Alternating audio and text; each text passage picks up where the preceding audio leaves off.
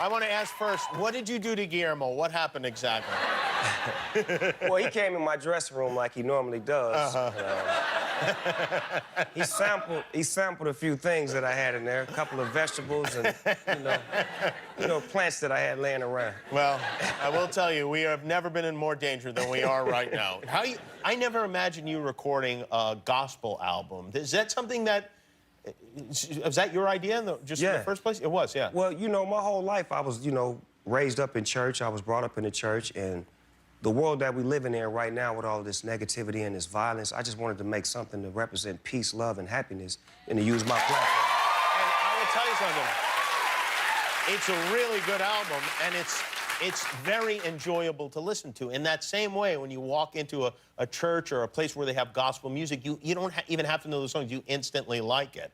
Were you in the choir when you were a kid at church? Well, I did sing in the choir a few songs. My mother used to make me lead, even though I didn't like to. But at my church, we had certain things that we would do that were like plays, where we would reenact certain African-American historians like George Washington Carver, Frederick Douglass, and they would teach us how to act and sing and perform in our church. So it was like a little school for talent for us in church to learn about God and to learn how to be, performers at the same time. Did you play George Washington Carver? Yeah, he was the one. And then did Peanuts lead you to Snoop Dogg and Snoopy?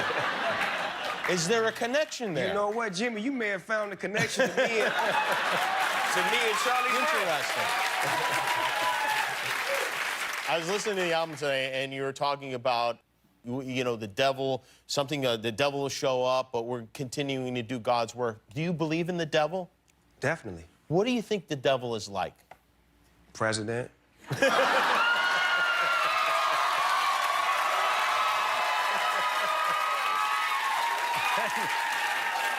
And do you have, maybe you don't even have, but you have a vision of heaven, of what heaven may be like?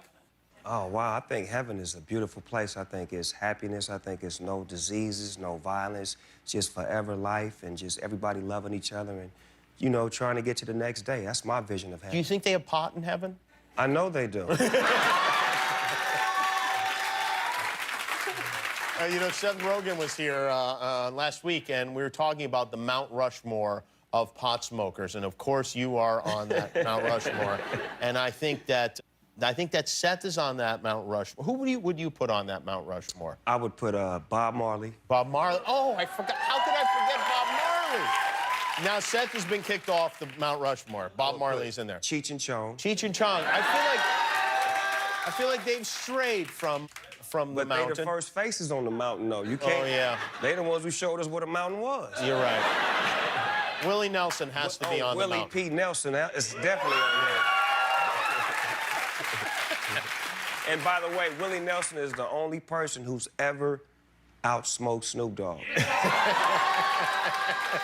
I believe that. I had to hit the timeout button.